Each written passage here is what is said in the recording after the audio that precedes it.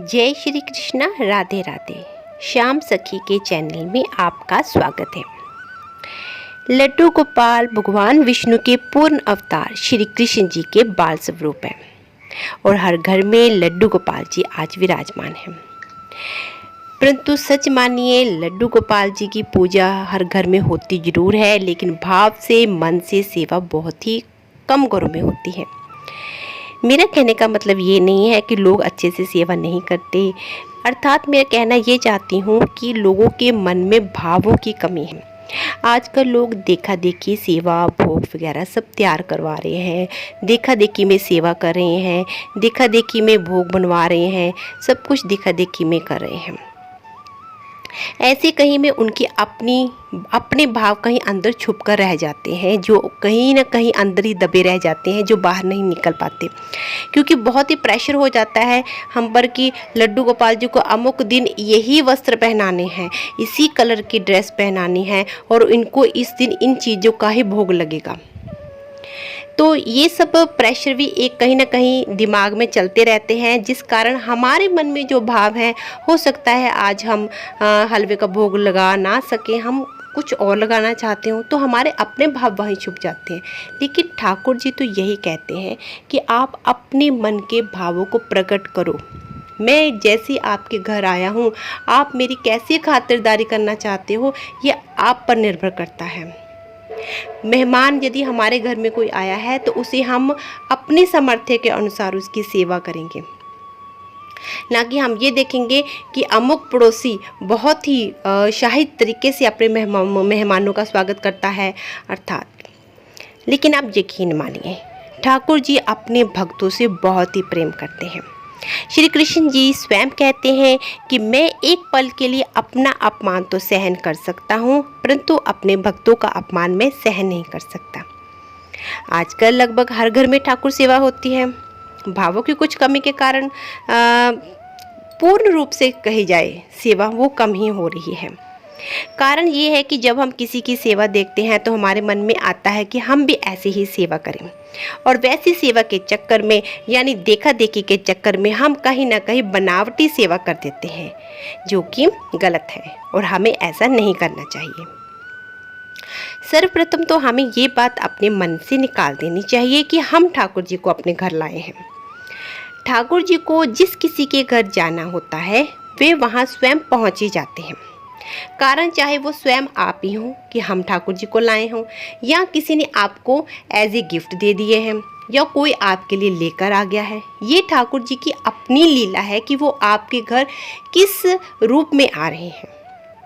ठाकुर जी आपके घर आपके अनुकूल सेवा प्राप्त करने आए हैं, अर्थात आप जैसे हैं वैसी ही सेवा प्राप्त करने आए हैं। ठाकुर जी सब कुछ जानते हैं कि अमुक इंसान मेरी कितनी सेवा कर सकते हैं, तो वे उससे उतनी ही सेवा प्राप्त करते हैं।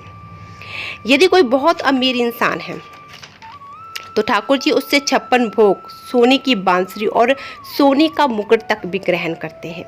और वही यदि साधारण घर में ठाकुर जी हैं तो वहाँ से केवल तुलसी पत्र वाला जल तक भी ग्रहण करते हैं।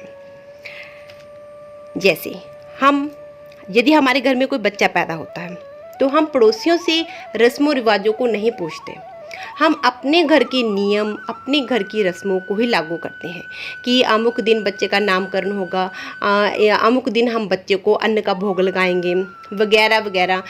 बच्चे की स्कूल की एडमिशन हमने कहाँ करवानी है, हम अपनी सामर्थ्य के अनुसार बच्चे को स्कूल में डालेंगे, ना कि हम पड़ोसी को देखेंगे कि पड़ोसी का बच्चा कॉन्वेंट में जा रहा है, पड़ोसी का बच्चा गवर्नमेंट स्कूल में जा रहा है, कहाँ जा रहा है, ये हम अपनी सामर्थ्य के अनुसार अपने बच्चे को स्कूल में भेजेंगे। वैसे ही लड्डू गोपाल जी बाल रूप में हमारे घर में विराजमान हैं।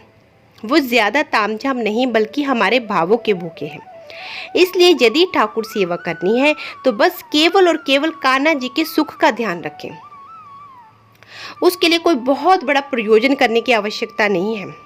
कान्हा जी के सुख का ध्यान रखने का तात्पर्य यह है कि जैसे सर्दी आई, गर्मी आई, गर्मियों में अलग खान पान होता है, जैसे ठंडी ठंडी चीज़ों का भोग, ठंडे दूध का भोग। ठंडे दूध का भोग तो हर कोई लगा सकता है। सर्दियों में गर्म पानी से स्नान करवाना, ऊनी वस्त्र पहनाना और जो हम घर में गर्म गर्म खाना बनवाते हैं या कुछ पर पिन्नियाँ वगैरह बनाते हैं वो हम ठाकुर जी को लगवा सकते हैं।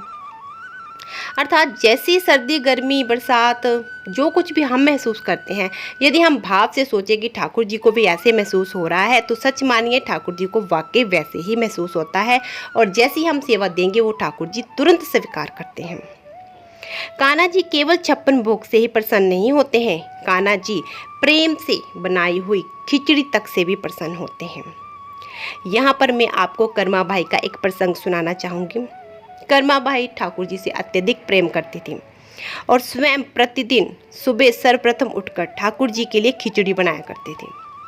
और उसका कर्मा बाई का सुबह उठकर सर्वप्रथम बिना नहाए ठाकुर जी के लिए खिचड़ी बनाना, ये उनका भाव था कि ठाकुर जी को सुबह सुबह उठते सारी भूख लगती है, तो अगर मैं खिचड़ी दूंगी तो उनका थोड़ा सा भूख कम होगी। और बाद में चाहे उनको 56 भोग लगते रहे मंदिर में, जितने भोग लगने लगते जाएं, लेकिन सबसे पहले सुबह उठकर लाला को भूख लगती है। ये कर्मा बाई का अपना मन का भाव था। इसलिए कर्मा बाई फटाफट जल्दी से बिना नहाए पहले खिचड़ी बनाती थी।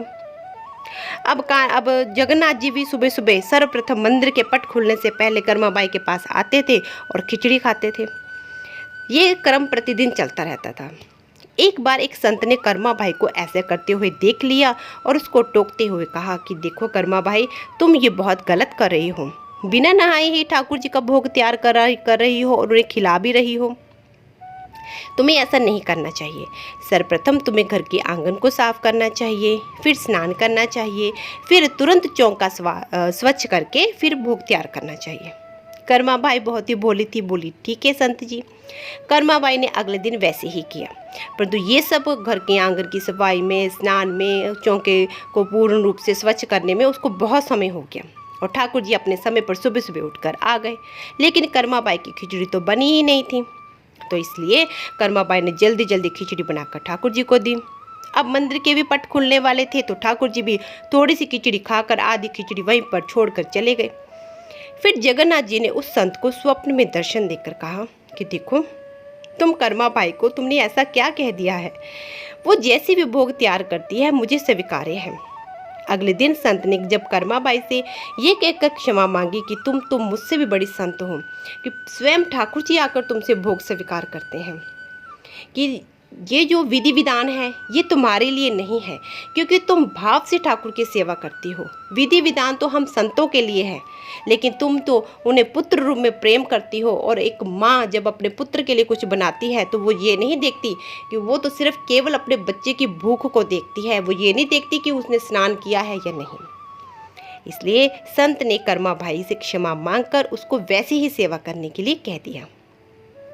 कहने का भाव ये है कि कोई चाहे कुछ भी कहे कि देखो ऐसे नहीं ठाकुर जी की सेवा करनी चाहिए, सुबह 4 बजे तक ठाकुर जी को उठा देना चाहिए, या इतने बजे उनकी आरती हो जानी चाहिए और इतने बजे तक दिन में इतने भोग लगने चाहिए और शयन इतने बजे हो जाना चाहिए, वगैरह वगैरह बहुत सी बातें।